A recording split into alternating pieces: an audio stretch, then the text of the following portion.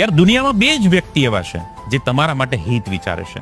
એક તમારા માતા અને બીજા તમારા પિતા, જે કોઈ પણ સ્વાર્થ વગર, દુનિયામાં કદાચ બીજા ત્રીજા હશે જે તમારું હિત વિચારશે, પણ એમાં ક્યાંક અમુક અંશે એનો સ્વાર્થ હશે.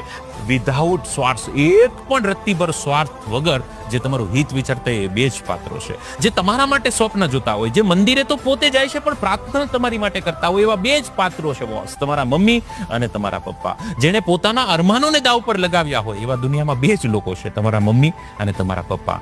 આવો જીવનમાં અવસર બહુ ભાગ્ય મળતો હોય છે કે આવી બે મૂર્તિ માટે કામ કરવાની તક મળે, આ બે મૂર્તિને સન્માનિત કરવાની તક મળે, બે મૂર્તિને ગર્વ અપાવવાની તક મળે. આવો આ બે મૂર્તિ માટે જો મહેનત કરીએ ને, તમારા સ્ટડી ટેબલ પર સામે આ બે મૂર્તિનો કદાચ ફોટો હોય તો મને નથી લાગતું કે કોઈ દીકરાને ઊંઘ આવે, કંટાળો આવે, બગાસ આવે, બીજા વિચાર આવે, માઇન્ડ ડાયવર્ટ થાય કે ઇન્સ્ટામાં ચેટ કરવાનું મન થાય. સામે આ બે મૂર્તિ હોવી ખૂબ જરૂરી છે. અને જે દુનિયામાં બે મૂર્તિ માટે મહેનત કરી છે એને ઉપરવાળાએ પણ સપોર્ટ કર્યો છે. તમે પણ એમાંના એક બની શકો.